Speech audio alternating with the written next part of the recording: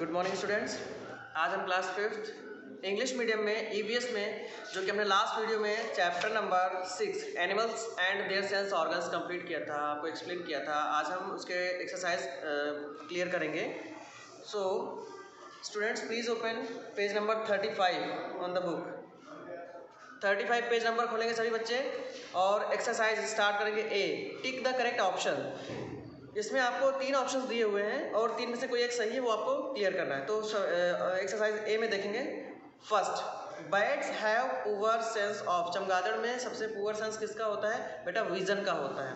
ठीक है, B, option B सही है। Number 2, a snake smells with its. Snake यानी सांप किससे सूंघता है? तो स्नेक अपनी जुबान को बाहर बार बार करता रहता है, वो उसी से स्मेल करता है। तो इसमें लिखेंगे ऑप्शन ए सही है, टंग। ठीक है। फिर number 3, 2/3 of sharks brain is dedicated to.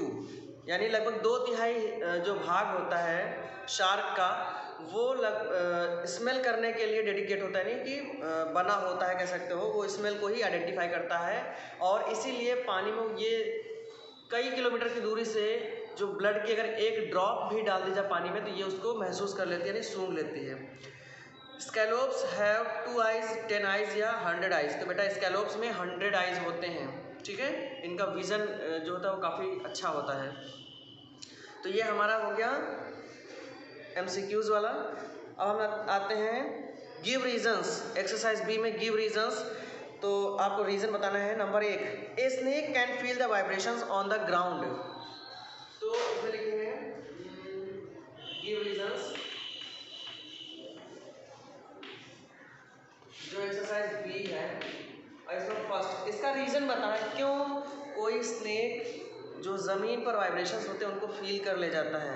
Because it continuously move its tongue आप आउट एंड इन, मतलब ये अपने टंग को बाहर और अंदर करता रहता है और उसी टंग की सहायता से ये स्मेल करने के साथ साथ वाइब्रेशंस को फील करता है।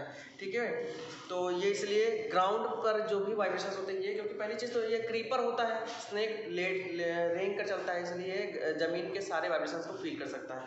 ठीक है, अ snake can feel all vibrations on the ground due to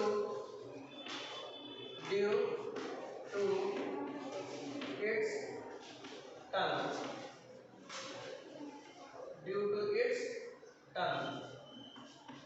TONGB, due to its tongue। ठीक है।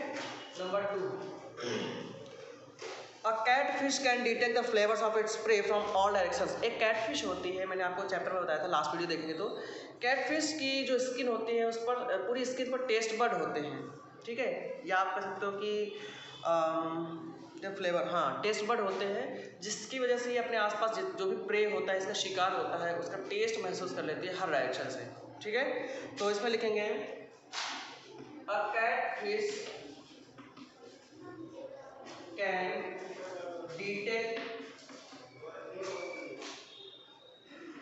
the flavor of its prey from बेटा its लिखा हुआ है prey, PRAY, from। ठीक है, बस थोड़ा सा उधर निकल गया है। prey from all directions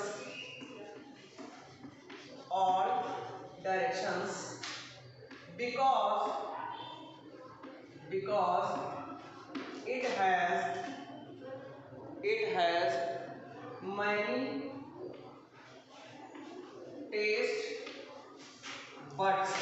बेटा टेस्ट बड मतलब होता है ऐसा स्ट्रक्चर जो टेस्ट को स्मेल कर सके, यानी डिटेक्ट कर सके, आइडेंटिफाई कर सके। many taste buds on the skin। ठीक है। फिर number 3, animals too need rest and sleep just like humans. यानी जो जानवर होते हैं उनको भी इंसानों की तरह स्लीप यानी सोने की और रेस्ट करने की ज़रूरत होती है। तो इसका रीज़न क्या है, क्योंकि वो भी उनकी बॉडी में भी तो फंक्शंस होते हैं, वो भी तो दिन भर कोई ना कोई एक्टिविटी करते हैं और इसलिए उनको भोजन की भी आवश्यकता होती है, एनर्जी की आवश्यकता होती है और उस एनर्जी को कंज्यूम करने के लिए रेस्ट और स्लीप करने की भी आवश्यकता होती है। Animals too need rest and sleep because they also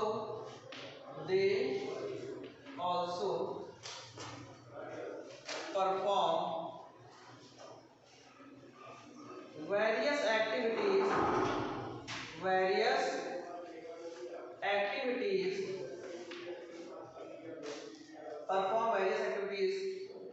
like humans, so they get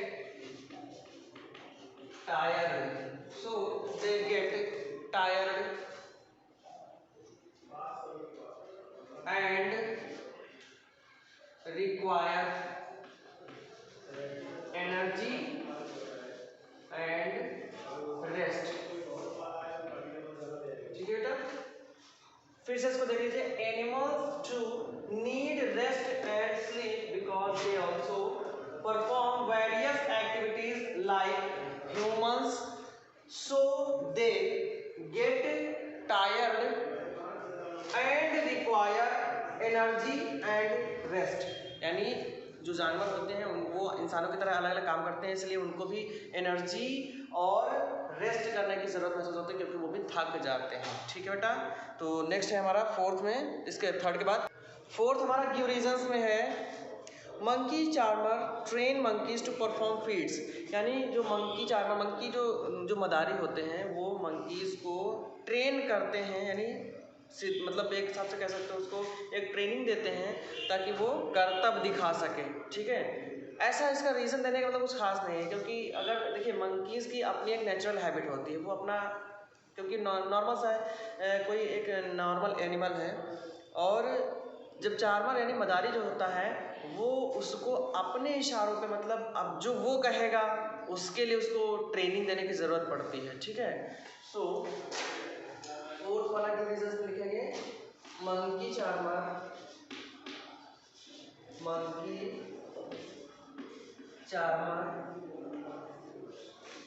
train monkey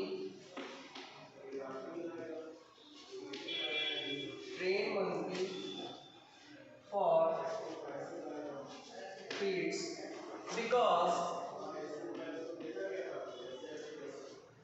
because it is necessary for feeds that monkey should obey all orders of monkey charmer. ठीक है, यहाँ से बेटा हमारा give reasons समाप्त हो जाता है। एक बार और हम लोग देख लेते हैं इसको, एक इस वाले देख लीजिए बेटा ध्यान से, ये इतना लिखा हुआ है, सभी लोग इसको कॉपी कर लीजिए। और इसके बाद हमारा exercise C, right true for true, T for true and F for false statement. True false statement करेंगे बेटा। ट्रू और फॉल्स करने के लिए सभी लोग अपनी बुक ओपन करें। फर्स्ट स्टेटमेंट है animals do not have sense organs. Animals में सेंस ऑर्गन्स नहीं होते, कंप्लीटली ये स्टेटमेंट गलत है, उनमें होते हैं। ठीक है, तो फर्स्ट वाला फॉल्स करना है। Shark can detect a drop of blood in water. Shark जो होती है वो ब्लड की एक बूंद को भी वाटर में डिटेक्ट यानी महसूस कर लेती है, बिल्कुल सही है, ट्रू होगा। Dogs can hear sounds of lower pitch, यानी कि जो कुत्ते होते हैं वो लोअर पिच यानी धीमी तीव्रता की आवाज़ को भी पहचान लेते हैं, सुन सकते हैं, तो ये भी ट्रू है। Butterflies taste with their wings, butterflies यानी कि जो तितलियां होती हैं वो अपने पैरों की सहायता से टेस्ट कर पाती है, विंग्स की सहायता से नहीं करती, ये गलत है, यानी फोर्थ वाला फॉल्स है। और फिर sick animals must be taken to a vet, यानी कि जो बीमार जानवर हों उनको ले जाना चाहिए कहाँ पे, जानवरों के डॉक्टर के पास, तो ये ट्रू है। तो बेटा यहाँ पे आपको पहला और फोर्थ नंबर का जो है वो फॉल्स है, बाकी सब ट्रू है, ठीक है। और इसके बाद अब हम लोग आते हैं exercise D, page number 36, exercise D पर आंसर द फॉलोइंग क्वेश्चंस। अब यहाँ पे हम लोग कुछ क्वेश्चंस देखते हैं। How can we say that the sense of smell is well developed in sharks and kiwis. तो शार्क और कीवी में अगर हम लोग ध्यान से देखें बेटा, शार्क का जो 2/3 ब्रेन होता है वो स्मेल के लिए ही डेवलप्ड होता है, ठीक है, वो स्मेल के लिए ही डेवलप्ड होता है। और कीवीज जो होते हैं उनकी बीक पर यानी उनकी चोंच पर, नॉस्ट्रिल्स की जगह पर 2 स्मॉल छोटे छोटे छेद होते हैं, जिसकी सहायता से वो उन छेदों की सहायता से जो ज़मीन में धंसे हुए अंदर की तरफ परतों में जो इंसेक्ट्स होते हैं उनको सूंघ लेते हैं और उनको लंबी चोंच से पकड़ के खींच लेते हैं, ठीक है। तो इसका आंसर लिखेंगे, आंसर नंबर 1 एक्सरसाइज डी, जो कि आंसर द फॉलोइंग क्वेश्चन था। Exercise D answer number 1, sharks have great sense of smell due to 2/3 यानी 2/3, ये जो 2/3 लिखा उसको 2/3 भी लिख सकते हैं, 2/3 part of brain dedicated to the smell, while जबकि Kiwis have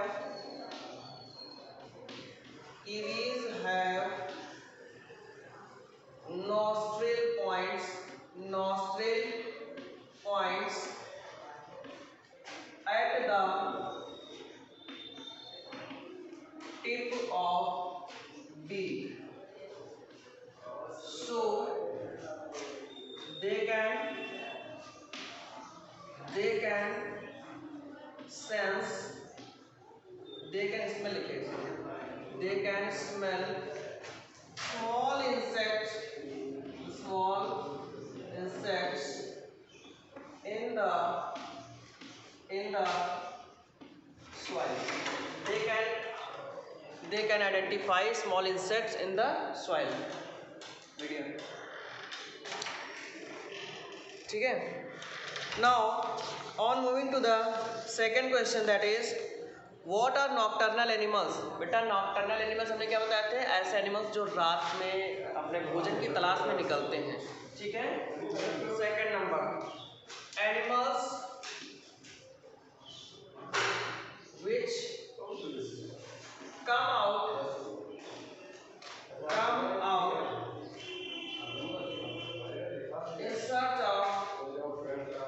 in search of food in night time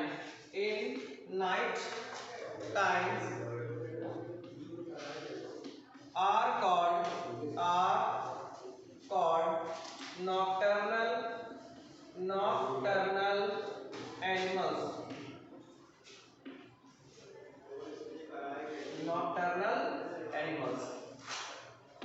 यानी जो जानवर रात में अपने भोजन की तलाश में निकलते हैं उनको नॉकटर्नल कहेंगे।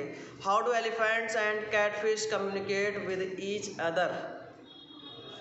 एलिफेंट्स और कम्युनिकेट्स, सभी बच्चे पेज नंबर खोलेंगे 31, इसमें आपको आंसर मिलेगा nocturnal animals are active at night, वो तो फर्स्ट वाला हो गया।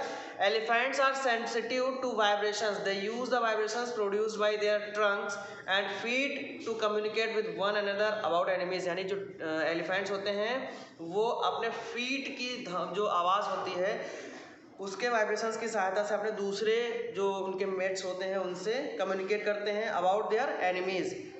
और इसके बाद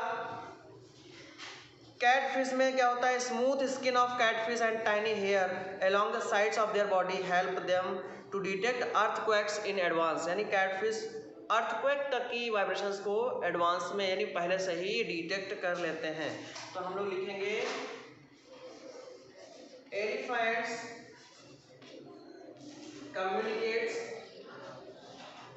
communicates with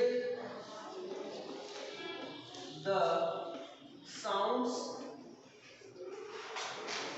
of their feet while catfish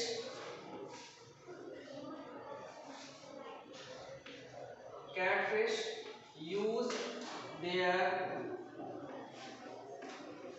bodies BODIE bodies lateral hairs to communicate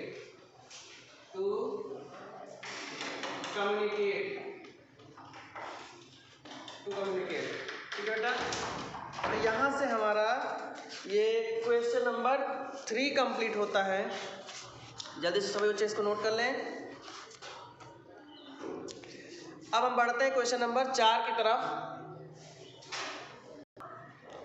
question number 4, how do bats and snacks here, यानी चमगादड़ और स्नेक्स कैसे किसी चीज़ को हियर यानी सुन सकते हैं। तो बैट्स जो होते हैं वो सुनने की जो क्षमता होती है उनकी, वो इकोलोकेशन यानी उनके अंदर से कुछ वेव्स निकलती हैं जो उनके आसपास की किसी भी चीज़ के वाइब्रेशन को तुरंत उनको कम्युनिकेट करके देती है, या उनको बताती हैं या उनको फील करवाती हैं कि आपके आसपास कोई चीज़ या कोई साउंड प्रोड्यूस हुआ है। और स्नेक्स जो होते हैं उनकी ईयर तो नहीं होते, लेकिन उनके ईयर के पास कुछ बोन्स होती हैं, ईयर बोन्स, जो कि किसी भी वाइब्रेशन को या ज़मीन पे किसी भी वाइब्रेशन को तुरंत भांप लेती हैं, ठीक है, या डिटेक्ट कर लेती हैं। तो हम लोग लिखेंगे आंसर नंबर 4 में bats use echolocation for hearing, while snakes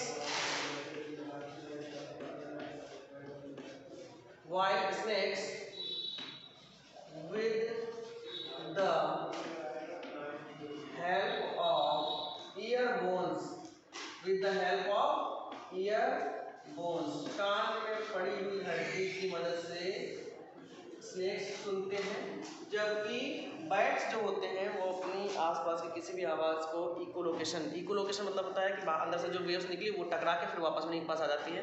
यानी कि कोई भी साउंड होगा या कोई भी साउंड वेव्स होती हैं उनसे टकरा के ये वापस, जैसे ही इनके पास कोई अपनी वेव्स पहुंचेंगी तो ये तुरंत महसूस कर ले जाते हैं कि हमारे आसपास कोई साउंड प्रोड्यूस हुआ या कोई आसपास हमारे मौजूद हैं, ठीक है। How can bees and butterflies taste the food. तो पेज नंबर देखिए, पेज नंबर 32 पे सबसे last line sense of taste में देखिए, bees and butterflies taste with their feet, ठीक है, यही इसका आंसर है। Bees and butterflies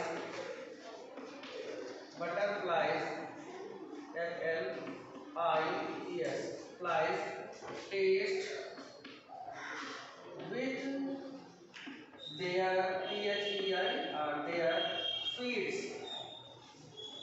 with their feet. Number 6. Question number 6. Give 2 examples of communication in animals.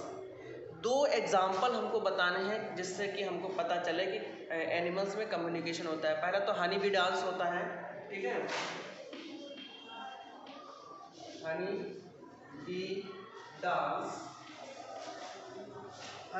में क्या होता है कि जो हनी बीज होती हैं वो एक विशेष प्रकार का डांस करती हैं, यानी कि राउंड डांस करती हैं, एक मतलब अल्टरनेट डांस करती हैं, 8 बनाती हैं। ये सभी उनके भोजन का जो सोर्स होता है, फूड सोर्स को इंडिकेट करने के लिए बाकी सभी हनी हाइव में जो भी मेंबर्स होते हैं या जो भी हनी बीज होते हैं उनको इंडिकेट करवाने के लिए ये डांस स्पेशल कम्युनिकेशन का रोल प्ले करता है। फिर दूसरा है जैसे चिंपांजी जो है वो अपने एक दूसरे को ग्रीट करने के लिए या फिर खुश होते हैं तो अपने दोनों हाथों को जोड़ते हैं। वाइट टेल डियर यानी कि सफ़ेद पूंछ वाले हिरन flick up their tails to show alarm यानी कि अपनी पूंछ को बिल्कुल क्या करते हैं, फ्लिक अप कर देते हैं। Dogs stretch their front legs in front and lower their bodies when they want to play यानी कि डॉग्स जो होते हैं वो स्ट्रेच करते हैं अपने पहले आगे वाले पैरों को आगे की तरफ एंड लोअर देयर बॉडीज और अपनी बाकी बॉडी पीछे की तरफ लोअर कर लेते हैं। ठीक है, तो ये सब क्या है जो एनिमल्स के कम्युनिकेशन एग्जांपल्स हैं। Gorillas stick out their tongues to show anger अपने गोरिल्ला जब होते हैं तो स्टिक आउट मतलब बाहर की तरफ निकाल लेते हैं ज़बान अपनी कायदे से जब गोरिल्ला एंगर कंडीशन होते हैं गुस्से में होते हैं। ठीक है, तो लिखेंगे honey bee dance honey bee dance bye Honey बीज for food and sticking out of tongue by gorillas in anger are two examples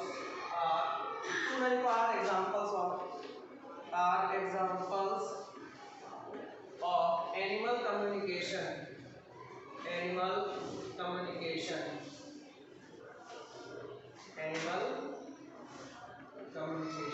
ठीक है, ये क्वेश्चन नंबर 6 हो गया है। अब हमारे 2 क्वेश्चन बचे हैं, उनको भी जल्दी से करते हैं। क्वेश्चन नंबर 6 है 7 है। Is the sleeping pattern same in all animals explain. क्या स्लीपिंग पैटर्न सोने की व्यवस्था जो है वो सभी एनिमल्स में सेम है, ये आपको एक्सप्लेन करनी है। कुछ नहीं सेम है भैया, हम लोग नाइट टाइम में सोते हैं, डॉल्फिन्स एक आंख खुली रख के सो लेती है, हॉर्सेस इवन जब खड़े होते तभी सो लेते हैं, यानी हर एक जानवर का सोने का पैटर्न कुछ अलग अलग होता है।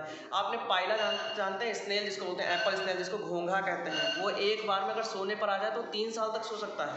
ठीक है, तो ये अलग अलग जानवरों की अलग अलग सोने की हैबिट्स होती हैं। ठीक है, तो इसमें लिखेंगे आंसर नंबर 7 में animals have different sleeping patterns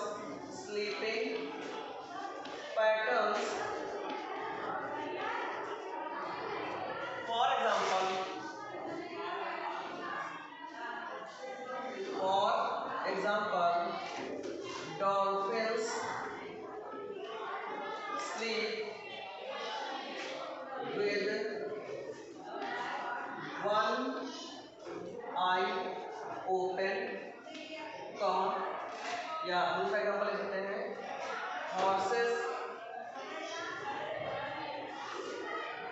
horses sleep even in standing position। ठीक है, ये हमारे 2 एग्जाम्पल्स हो गए जो कि हम ये इंडिकेट करते हैं कि स्लीपिंग पैटर्न्स सभी जीवों में समान नहीं होता है। ठीक है, name 2 professions where animals are used.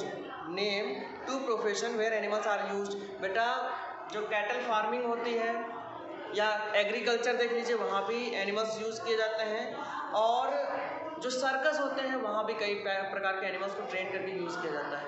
ठीक है, कौन से कैसे देखते हैं 8 कैटल फार्मिंग, इसको डेयरी बोलते हैं बेटा, cattle farming and circus are two places where animals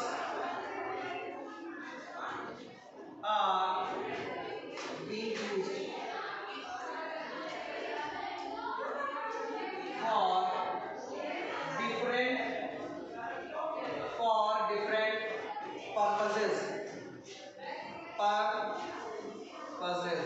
for different purposes।